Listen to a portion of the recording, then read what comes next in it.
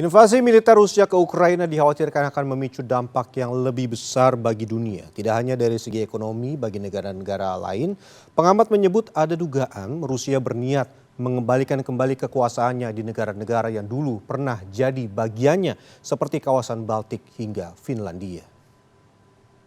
Нікому не вдасться переконати чи змусити нас, українців, віддати свою свободу, свою незалежність, свій суверенітет.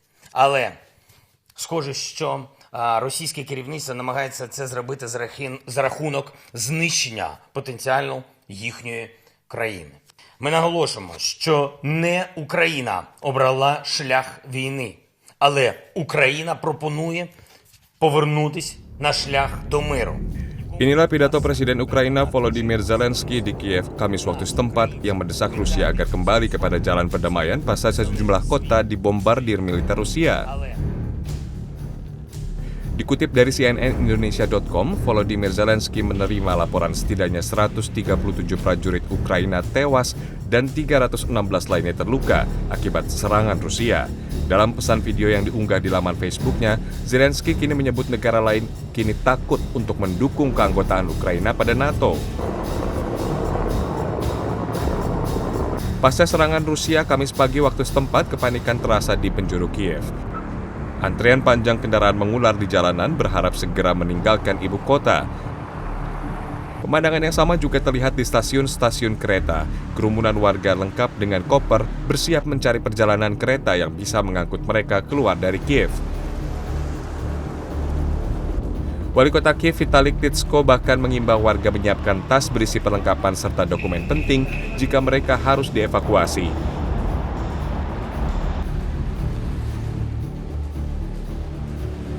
Serangan yang dilancarkan Rusia tidak hanya memicu ketakutan bagi warga Ukraina, namun dikhawatirkan berimbas besar pada dunia. Peneliti Hubungan Internasional Center for Strategic and International Studies (CSIS) Gilang Kembara menyebut, di balik keinginan Putin melindungi bangsa Rusia di Ukraina Timur, ada dugaan agenda yang lebih besar. Juga ada kekhawatiran jelas, ini sepertinya ditunjukkan dalam satu pidato Putin beberapa hari yang lalu, untuk mengambil kembali wilayah-wilayah yang telah Rusia tanggalkan, yang hilang dari Rusia pada saat revolusi Bolshevik pada tahun 1917. Dan ini mengacu kepada wilayah-wilayah di sekitaran negara-negara Baltik, dan juga ada kemungkinan kepada wilayah Skandinavia seperti negara Finlandia. Jadi memang ini sebuah foreshadow ya, kekhawatiran saya adalah sebuah foreshadow ada pada ambisi Putin yang lebih besar lagi daripada itu. Guru Besar Hukum Internasional Universitas Indonesia, Hikmahanto Juwana menyebut, tidak hanya di kawasan Eropa, secara khusus Indonesia juga bisa terdampak krisis yang kini tengah melanda Ukraina. Yang pasti ada pengaruhnya. Karena apa? Kita lihat sekarang harga BBM, harga minyak sudah naik ya ke $100, mungkin juga akan terus naik. Dan kedua, mungkin bursa juga akan berpengaruh, dan ini dampaknya karena bursa itu terkoneksi antara satu negara dengan negara yang lain, akan berdampak juga ke Indonesia. Jadi pasokan-pasokan dari luar negeri ke Indonesia ini akan tentu akan berakibat lebih mahal, dan masyarakat yang bergantung pada pasokan-pasokan ini tentu harus membayar lebih mahal. Nah,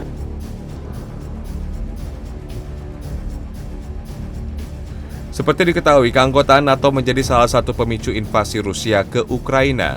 Rusia ingin Amerika dan sekutu memastikan bahwa Ukraina atau negara-negara pecahan Uni Soviet lainnya tak akan bergabung dengan NATO, serta menghentikan ekspansi dan pengerahan senjata NATO di negara-negara perbatasan Rusia.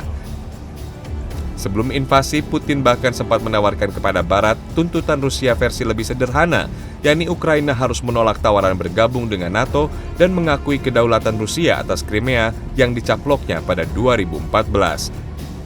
Tim Liputan CNN Indonesia.